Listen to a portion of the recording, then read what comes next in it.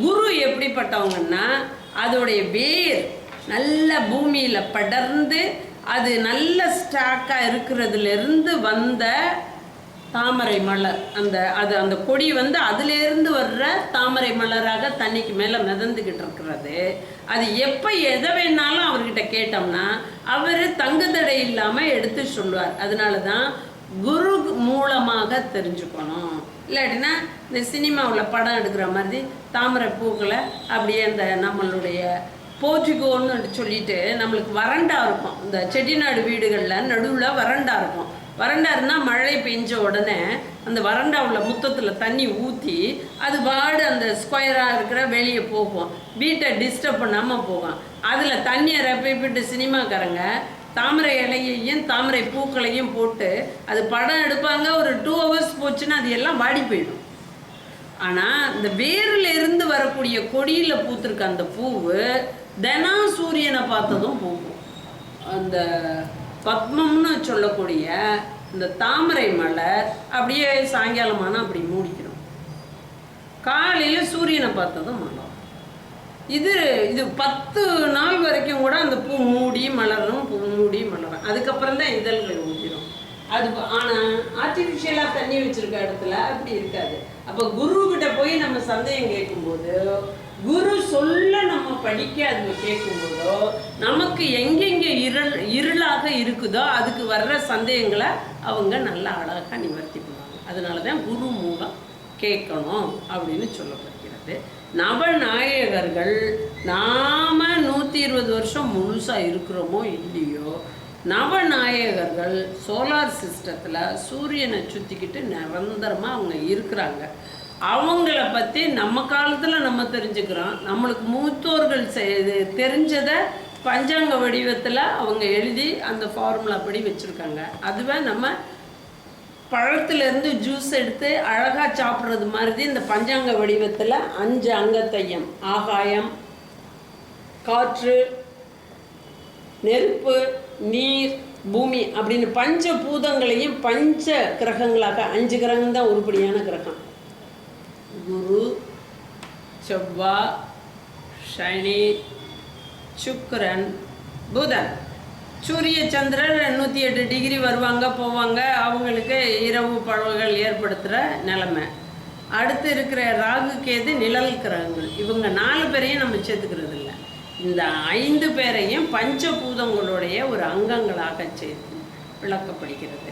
அதனால் பஞ்சாங்கத்தை வருஷம் ஒரு தோராயமாக 365 நாள் எப்படி எந்தெந்த கிரகங்கள் இருக்க போகிறாங்கன்றதை தெரிஞ்சுக்கிட்டு அவங்க ரசாதிபதியாக வர்றாங்களா, மேகாதிபதியாக வர்றாங்களா, சேனாதிபதியாக வர்றாங்களா, ராஜாவாக வர்றாங்களான்னு தெரிஞ்சுக்கிட்டா, செவ்வாய் ராஜா வந்தால் சூடு அதிகமாக தான் இருக்கான். ஆனால் பூமி நல்லா விளையும்ல, பூமிக்காரன் இல்லை.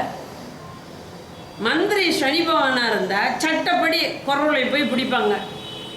நெற்றிக்கண்ணை திறந்தாலும் நீ சிவபெருமானாக இருந்தாலும் நெற்றிக்கண்ணை நீ திறந்தாலும் கூந்தலுக்கு சுயமாக வாசனை கிடையாது அப்படின்னு அறிக்கை பண்ணார்ல நக்கீரர். அப்போ வந்து என்னோட இருக்கிற பார்வதிக்கு கூட அப்படித்தானா அப்படின்னா ஆமான்றாரு. அப்போ நெற்றிக்கண்ணை திறந்தாலும் குற்றமே, யார் வேணாலும் இரு, ஆனால் இப்பண்பியலை வந்து மாற்றி டீச் பண்ணாத அப்படின்றது தான் அதோடைய இது. வாங்க பஞ்ச அங்கம் அப்படின்றது வந்து நாள், நட்சத்திரம், திதி, யோகம், கரணம். நாள்ன்றது செவ்வாய், திங்கள், புதன், வியாழன், வெள்ளி, சனி, ஞாயிறு. ராகு இதுக்கு நாட்கள் கிடையாது. இவை எப்படி நாள் வருது அப்படின்னு கேட்டோம்னாக்க அந்த நாள் வந்து ஞாயிற்றுக்கிழமை இன்னைக்கு சூரியன்கிட்ட இருந்து வர்ற கதிர் சந்திரன் மேலே பட்டு அது பூமிக்கு டெலிகாஸ்ட் பண்ணப்படுது. அதனால அது ஞாயிற்றுக்கிழமை. அது வந்து அதே போல் திங்கக்கிழமை என்ன பண்ணுது, சந்திரன்லேருந்து பூமிக்கு கதிர் வருது, அதனால அது திங்கக்கிழமை. செவ்வாய்க்கிழமை எப்படி வருதுன்னா இதுவும் அவுட்டர், இது வந்து சேட்டலைட். சூரியன் வந்து சென்ட்ரிக் ஃபோர்ஸு, சந்திரன் வந்து சேட்டலைட் டு எர்த்து. செவ்வாய் வந்து அவுட்டர் ஆர்பிட்டில் இருக்கக்கூடிய பூமிக்கு அவுட்டர் ஆர்பிட்டில் இருக்கக்கூடிய முதல் கிரகம். அங்கே இருந்து கதிர் புறப்பட்டு நம்ம பூமியை வந்து அடையும் போது அன்று செவ்வாய்க்கிழமை என்று சொல்லப்படுகிறது. அந்த கதிருக்கு வந்து ஆரஞ்சு நிறம் இருக்கும். அதே போல் அது இன்னர் ஆர்பிட்டில் புதன் இருக்கார். புதன் இன்னர் ஆர்பிட்டில் சூரியனுக்கு அடுத்து பூமிக்கு இடையில இருக்கார். அந்த புதன்லேருந்து ஒரு கதிர் வந்து பூமியை தொடும்போது அந்த இன்னர் ஆர்பிட்டிலேருந்து வர்ற அந்த இது அன்று புதன்கிழமை. அந்த கதிர் கண்டினியூவாக வந்து குருவை போய் தொட்டுட்டு அவுட்டர் மோஸ்ட் ஆர்பிட்டில் இருக்கக்கூடிய குருவை போய் தொட்டுட்டு மீண்டும் பூமியை தொடும்போது வியாழக்கிழமை. மறுபடி தொட்ட வாக்கில் அது இன்னமும் அதுவை பாஸ் பண்ணி போய் இன்னர் ஆர்பிட்டில் இருக்கிற சுக்கிரனை தொட்டுட்டு மீண்டும் சந்திரனை வந்து பூமியை வந்து தொடும்போது அது வெள்ளிக்கிழமை.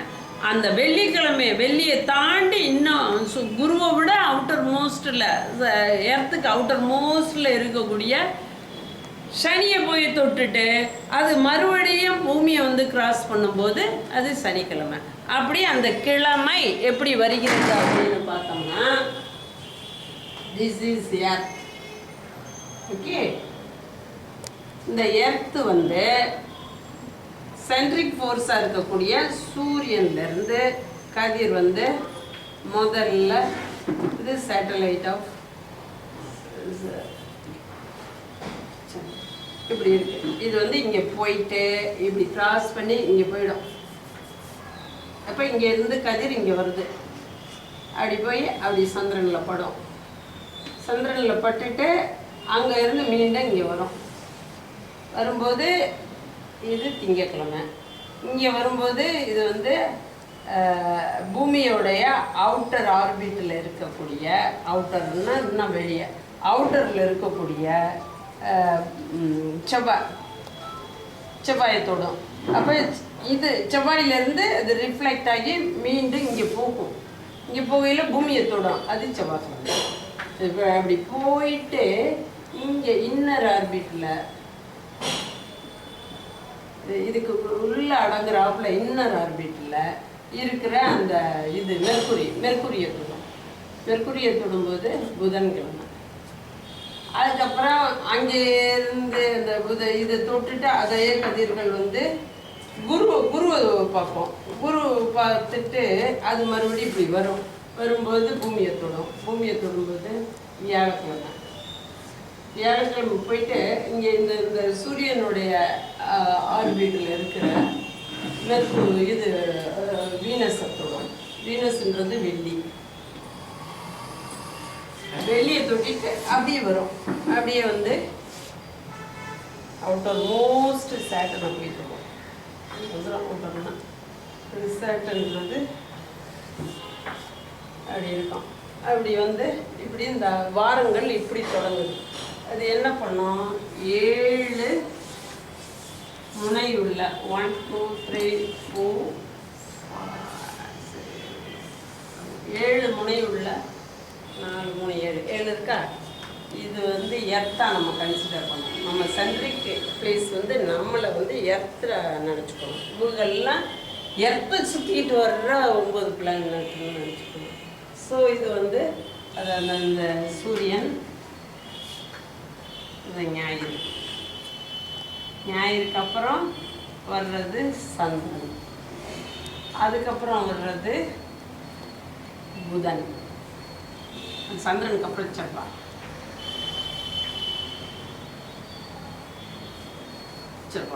செவ்வாய்க்கு அப்புறம் செவ்வாய்க்கு அப்புறம் புதனுக்கு அப்புறம் வியாழன், அப்புறம் வியாழனுக்கு அப்புறம் வெள்ளி. அது வந்து ஃபீமேல் சைடு வெள்ளி.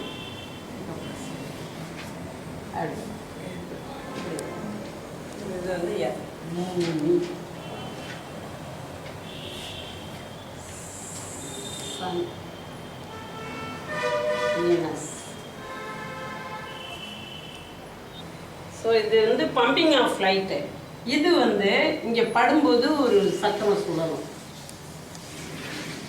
யூனிவர்ஸில் ஒரு ஒரு பால் ஆஃப் நம்ம இது வெடி வச்சோம்னா மேலே போய் வெடித்த இடத்துல ஒரு நைட்ரஜன் ரிங் ஒன்று ஃபார்ம் ஆகும், பார்த்துருக்கீங்களா? Nitrogen ring. அதுக்கப்புறம் தான் மேலே போய் இப்படி லைட்டாக போடு கொட கொட கொடன்னு இருக்கலாம். அந்த அந்த மாதிரி எல்லா லைட்டும் என்ன பண்ணும், இது வந்து இப்படி ரிவர்ஸாக அப்படி போய்கிட்டே இருக்கும். எப்படி போகும்? மந்திரி மங்கள, இவர் மந்திரி மங்கள மார்த்தாண்ட இந்து ஞா அப்படின்னுட்டு இந்த ஓரைகள் ரவுண்டு. இது ஓரை வந்து இந்த ரவுண்டு ஓரை. அது அது இப்போ ஒளி ஒரு இடத்துல படுது, அது இப்படி ஸ்டார்ட் ஆகுது, அடுத்து இன்னொரு இடத்துல படுது, அது ஸ்டார்ட் ஆகுது. அப்படி பார்த்தா மந்திரி மங்கள, அதாவது சூரிய ஓரைக்கு அப்புறம் செவ்வாய் ஓரை வரும், செவ்வாய் ஓரைக்கு அப்புறம் வியாழன் குரு ஓரை வரும், குரு ஓரைக்கு அப்புறம் சனி ஓரை வரும், சனி ஓரைக்கு அப்புறம் திங்கள் ஓரை வரும், திங்கள் ஓரைக்கு அப்புறம் புத ஓரை வரும், புத ஓரைக்கு அப்புறம் சுக்கிர ஓரை வரும். இப்போ இது வந்து ஆல்டர்னேட்டடாக வருது. It is not continuously like a week days. இது வந்து அந்த ஒளி பட்டு பட்டு பட்டு பட்டு பட்டு அதுக்குள்ளே கலர் கலர் கலராக அப்படி ஒரு ரிங்கு, நைட்ரஜன் ரிங்குன்னு சொல்லுவோம். நைட்ரஜன் கேஸ் வந்திருக்குன்னா டெஸ்ட் பண்ணதுக்கு அந்த நைட்ரிக் ஆசிட்டில் ஒரு காப்பர் பீஸை போட்டு அந்த குடுவையிலேருந்து அந்த கேஸ் வெளியே வரும். வெளியே வரும்போது ஒரு குச்சியை வச்சு இப்படி பற்ற வச்சோன்னா பப்புன்னு அப்படி எரியும் போது ஒரு நைட்ரஜன் ரிங் வரும். அது அப்படி ரவுண்டாக இருக்கும். அதே போல் இங்கே ஒரு ரிங் உண்டாகும். இது ரவுண்டாக நம்மளுக்கு ஓரைகளை கொடுக்குது. So each and every colour, temperature, இது டியூரேஷன் ஆஃப் டைம், இவைகள் எல்லாம் நம்ம என்னென்ன பெனிஃபிட் தருதுன்னு மூதாதைகள் நமக்கு கண்டுபிடிச்சி பஞ்சாங்கத்தில் எழுதி வச்சுருக்காங்க. அதனால நாள், அது நாள், திதி. திதி இட் இஸ் அ ரிலேஷன். அது என்ன ரிலேஷன்? எர்த் வந்து இப்படி இருக்கும், இங்கே வந்து மூணு இருக்கும், இங்கேயே சூரியனும் இருக்கும். அப்போ இது எல்லாம் ஒரு என்ன டிகிரியில் இருக்குது? 0 டிகிரியில். இப்படி நான் வந்து சந்திரன் இப்படி போகும். இது வந்து கேப் வந்து 12 டிகிரி. இது வந்து இது வரைக்கும் அமாவாசை.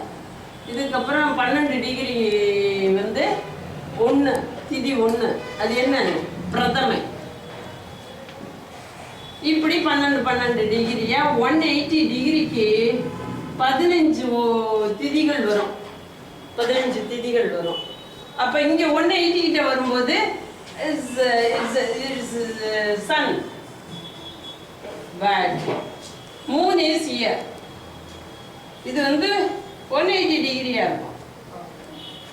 அப்போ எப்படி இருக்கு? எர்த் வந்து ஒரு ஓரமாக ஒதுக்காம ரெண்டுக்கும் நடுவில் இருக்கு. அப்போ நல்ல ஃபுல் ஃபேஸில் மூன் தெரியும். மூன் ஃபுல் ஃபேஸில் தெரியும், இதுவும் ஃபுல் ஃபேஸில் தெரியும். ஸோ இங்கே 180 டிகிரி அப்படின்றது அதுலேருந்து 192 வரைக்கும் பிரதமை. அப்புறம் இங்கேருந்து 360 வரைக்கும் 15 தேய்பிரை. திதி தேய்பிரையாக போகும். புரியுறதா? அதுதான் அது திதி. திதி இப்போ அஷ்டமி நவமி இந்த 2 திதி அதில் எதுவும் செய்யக்கூடாது அப்படின்ற. ஆமாம், அது இப்படி வந்துடும்ல, இங்கேருந்து சரி பாதியில் இந்த இடத்துல வந்துடும்ல. அஷ்டமி 8வது திதி. 8வது திதி. நவமியிலையும் பண்ணக்கூடாது. ஆமாம், அப்போல்லாம் அதெல்லாம் வந்து அதில் வந்து கிருமிகள் அந்த டெம்பரேச்சர் அந்த திதி பீரியடில் அந்த மனதோடைய நர்வ்ஸ் சிஸ்டத்தை ஸ்டிமுலைஸ் பண்ணுது. நர்வ்ஸ் சிஸ்டத்தை நம்மளோட டைட்டுன்ட்டு சொல்லிட்டு அலைகள் வருது இல்லை கடலில். நம்ம அமாவாசை அன்னைக்கு போய் பாருங்கள் ரொம்ப அதிகமாக இருக்கும், பௌர்ணமி அன்னைக்கு போய் பாருங்கள் ரொம்ப அதிகமாக இருக்கும். ஸோ அதே போல் தான் பிளட்டு, உடம்புல இருக்கிற பிளட்டும் அது வேகமாக சுழலும், ரொம்ப எமோஷ்னலாக இருக்கும். அதே இது வந்து இந்த லூனிக் இன்ஃபெக்ஷன் இருக்கிற பேஷண்ட்ஸ் எல்லாம் அமாவாசை பௌர்ணமிக்கு கத்துங்க. லேசாக இன்ஃபெக்ஷன், சைக்கோ இதெல்லாம் புருஷனோட பயங்கரமாக நிற்காமல் கத்திக்கிட்டு கிடக்கும். அதெல்லாம் தெரிஞ்சிட்டோம்னா அவங்கள உண்மையே சொல்ல மாட்டோம். பேஷண்ட்டாக உங்களுக்கு வேணுங்கிறத கஷ்டத்தை கொடுத்தாலும் அது இருக்கிட்டாங்க. தேயில் கொட்டுனாலும் சாமியார் என்ன பண்ணுற, தேயிலை தூக்கி கொண்டு போய் அது வசிக்கக்கூடிய இடத்துல விடுறாரு, தண்ணியில் மிதக்க விடாமல். அப்போ அது என்ன மீனிங்னாக்கா தர்மம். இந்த தர்மன்றது என்னன்னா, அவர் வந்து சாமியார், அவருக்கு என்ன இருக்கு, குடும்பமா குழந்தையா குட்டியா, ஆனால் உணர்வு மட்டும் தெய்வீக உணர்வாக இருக்கு.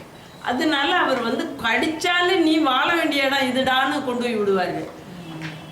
ராவணன் என்ன பண்ணுவான், ஊரம் பொண்டாட்டியை தூக்கியாந்து வச்சுக்கிட்டு என்னை லவ் பண்ணுன்னு கெஞ்சிக்கிட்டே கிடப்பான்.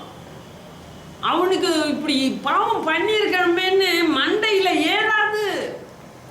அதுக்கு பேர் அசுர குணம். மன்னிப்பு சாரி கேட்காது. இந்த ஒரு 12 ராசிகளுக்குமே வந்து திதி வந்து ஒரு ராசிக்கும் இந்த திதி வந்து இவங்களுக்கு சக்சஸ்ஃபுல்லாக கொடுக்கும் அப்படின்றாங்க. அதெல்லாம் மேடம் அப்போ நான் தான் சொன்னேனே, இந்த 14வது திதின்னு ஒன்று. ஆமாம், சதுர்தசி. ஆமாம். 12 ராசி இல்லை, 4 ராசி சூன்யம். அதெல்லாம் ஹையர் ஸ்டடீஸ்ப்பா. அஸ்ட்ராலஜியில் ரொம்ப ஹையர் ஸ்டடீஸ் போனால் தான் இதெல்லாம் நல்லா புரியுதா? இப்போ இதுவும் சூன்யமாக போகுது, இதுவும் சூன்யமாக போகுது. அதில் பிறந்த குழந்தைங்க இல்லை, இதில் 4 கிரகம் இருக்குது, இதில் 3 கிரகம் இருக்குது, இதில் 2 கிரகம் இருக்குன்னு வச்சுக்கோங்க.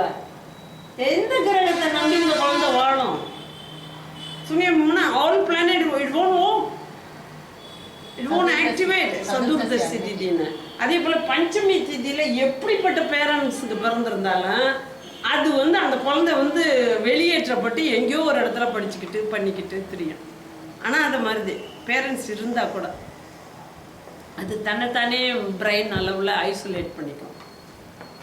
இப்போ இவ்வளோ குணங்களை நம்ம தெரிஞ்சிடுச்சுன்னா, ஒரு செடியை எடுத்து என்ன பூ பூத்துருக்குன்னா, ஓ இது வந்து என்னது பூவரசம் பூ, இது மஞ்சளாக இருந்துச்சுன்னா இன்னைய பூ, கொஞ்சோண்டு இப்போ இந்த உங்கள் ட்ரெஸ் கலர் வந்துருச்சுன்னா நேத்தைய பூ, அதை விட கருப்பாக இருந்துச்சுன்னா முந்தானத்தைய பூ. அந்த பூவுக்கு வடிவம் சொல்கிறோம் இல்லையா?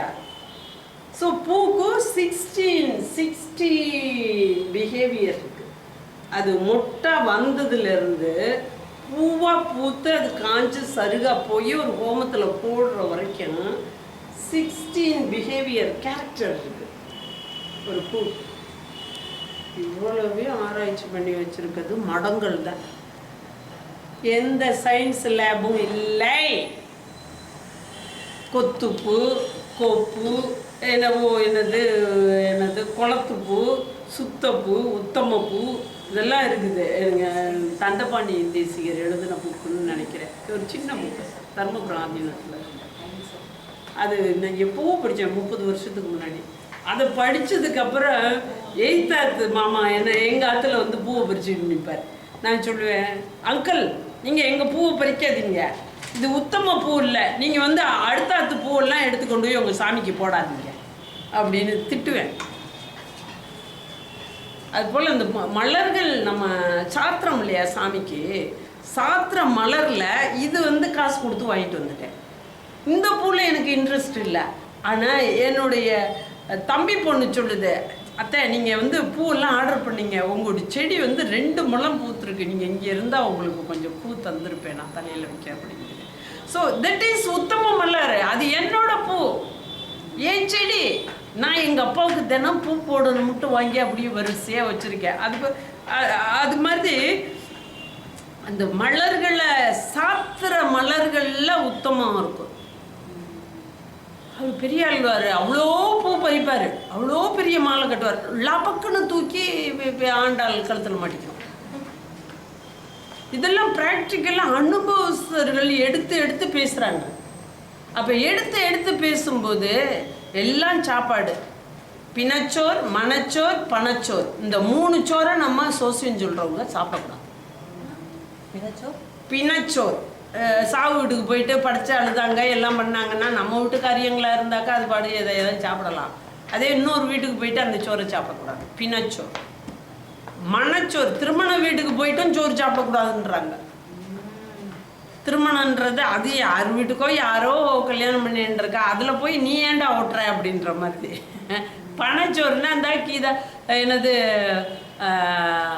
என்ன இட்லி கடை, ஏதோ ஒரு இட்லி கடைன்னு ஒன்று இருக்குது, முருகன் இட்லி கடை ஏதாப்புல இருக்குது. இப்போ நான் போர்டை பார்த்தேன், ஓகே போகையில் பேத்திக்கு 4 இட்லி வாங்கிட்டு போகலாம் அப்படின்னு நான் நினச்சிக்கிட்டே வந்தேன். அது காசு கொடுத்து வாங்குறேன். பணச்சோறும் தின்னக்கூடாது. மத்தியானம் அதுங்க சொல்லுது, யூ மேக், எனக்கு ஒரு பால் ஆட்டம் நேற்று நட்ஸ் எல்லாம் போட்டு மேக் பண்ணி கொடுத்தேன். இது வந்து எத்தனை டைரி மில்கா, அந்த சாக்லேட், இந்த chocolate, dark chocolate, that is not tasty, this is very tasty அப்படின்னுக்கிட்டு வந்து இப்போ நான் கிளம்பையில் சொல்லிக்கிட்டு நின்றுச்சுங்க. அந்த மாதிரி அது போல் அந்த 3 பொருள்களை நம்ம சொல்கிறோம். அடுத்து மனசு, காயம், வாக்கு. இது 3ல் தப்பு பண்ணிட்டோம்னா ஜோசியம் சொல்லக்கூடாது, பழிக்காது, ஏமாற்றிவிடும். மனசு இருக்குல்ல, ஐயோ இந்த 5000 ரூபா கையில் இருந்துச்சு, இந்த கொண்டு போய் பேங்கில் போட்டுட்டு நம்ம நகைக்கு வட்டியை கட்டியிருக்கலாம் அப்படின்னு நம்ம நினைக்க முடியாத அளவுக்கு 5000 ரூபா கையில் வந்த உடனேயே அம்மா பூ காசு தரல, ஏம்மா அந்த வேலைக்காரி என்ன பண்ணோம், எனக்கு சம்பளம் கொடுத்துறேம்மா, நாளைக்கு நான் வரமாட்டேன், இன்றைக்கே கொடுத்துருவேன் அப்படின்னா எல்லாம் அப்போவே போயிடும். பால்கார் 15ஆம் தேதி வந்துருச்சுமா, நீங்கள் பால் காசு கொடுத்துருங்க, இட்ஸ் கான் அவே. அப்போ நம்ம வந்து அது வந்து நம்ம இச்சப்படுறது இல்லை, நமக்கு தேவைன்னா அது கடவுளே கொடுக்கும். அது மாதிரி நம்ம முதல் சங்கல்பம் பண்ணிக்கிட்டு எல்லாத்தையும் இது பண்ணுறது இல்லை. இது போல் இருக்கிறவங்க பேர் தான் சித்தர்கள். மனம் என்ன மேடம்? மனசு, காயம், வாக்கு 3லையும் தப்பு பண்ணக்கூடாது. ஆமாம், கல்யாணம் கட்டுறதுக்கு முன்னாடி 10 பாய் ஃப்ரெண்டு, எம்ஏ படிக்கையில் 7 பாய் ஃப்ரெண்டு, பிஏ படிக்கையில் 2 பாய் ஃப்ரெண்டு, +2 படிக்கையில் 2 இவன் என்ன பண்ணுவான், நோட்ஸ் கலெக்ட் பண்ணி கொண்டு வந்து கொடுப்பேன், இவளுக்கு ஐஸ்கிரீம் வேணும்னா அவன் காசை போட்டு வாங்கி வந்து கொடுப்பேன். இப்படியெல்லாம் வளர்ந்து வந்த ஒரு பொண்ணு கல்யாணம் பண்ணையில் ஒரு பணக்காரனை கட்டிட்டு இவங்களெல்லாம் யாருன்னே எனக்கு தெரியாதுன்ட்டு அது பாடு தெரியும். அது போய் சோசியம் சொல்லுதுன்னா பிடிக்காது. அப்போ என்ன பண்ண, பார்வதி ஆட்டம் இருக்கணும். பார்வதி திருமணத்தில் சிவபெருமானே பார்வதியை வந்து சோதிக்க வருவார். வரும்போது சொல்லுவார், ஐயா ஏம்மா நீ இவ்வளோ பெரிய அரசருடைய மகளாச்சே, மலையத்துவஜன் மகளாச்சே, இவன் வந்து இந்த சொடலை பொடியே உடம்பு ஃபுல்லாக பூசிப்பார், எலுமிச்சம்பழம் மாதிரி ஊற விட்டு தலையெல்லாம் கபாலங்கள் எல்லாம் கோர்த்து கழுத்தில் விடுறார். சுவாமி நீங்கள் வந்தீங்க, பிச்சை கேட்டு வந்தீங்க, நான் விரதத்தில் இருக்கேன், உங்களுக்கு பிச்சை போட்டுட்டேன்னா நான் சாப்பிடலாம். அது சாப்பிட்டுச்சு. அது வந்து எப்படின்னா, அது தெய்வம் ஒரு பெண் வடிவத்தில் பிறந்திருக்கிறதுனால அப்படியே நந்தவனத்துக்குள்ள நடந்து போகையில் 2 இலையை பிச்சு வாயில் போட்டுக்கும். பசிக்கவே பசிக்காது. சேடியெல்லாம் நேரத்துக்கு 3 நேரமும் சாப்பிடுவாளுங்க. இது எதையும் சாப்பிடாது. ஒரு பூவை வாங்கி வாயில் போட்டுக்கிட்டா அது பாடு தெரியும். இதை தொடும், அந்த செடி வேகமாக வளர்ந்து பூக்க ஆரம்பிச்சிடும். இப்படியெல்லாம் ஒரு அற்புதங்களை எல்லாம் அது நடத்தும். Because she is got only human body, but the soul is a divine soul. So she have a lot of divine energy. That energy makes everything prosperity. அதுக்கு ஃப்யூச்சர் தெரியுது, அதோடைய கர்மா தெரியுது, அதோடைய எத்திக்ஸ் தெரியுது, எல்லாத்தையும் வச்சு அது பாடு ப்ளே பண்ணிக்கிட்டே இருக்குது. அதை பார்த்தா எல்லாருக்கும் அபூர்வமாக இருக்குது. அதுவை டெஸ்ட் பண்ணதுக்குத்தான் அந்த கன்னி மாடத்துக்கு வந்து பரமசிவன் இப்படி சொல்கிறாரு, நீ இந்த அசுரர் தலையெல்லாம் கோர்த்து மாலையாக போட்டிருக்கேன், சுடலைப்பொடி பூசி இருக்கேன், பரதேசியாட்டம் முடி வணங்கவே மாட்டேங்குது, மடித்து கட்ட முடியல ஒன்றாங்க அப்படின்ற மாதிரி ஒரு கோலம். ஆனால் பூணு ஊதுனா செத்து போகிற கிளை வடிவம் எடுத்து வந்திருக்காரு.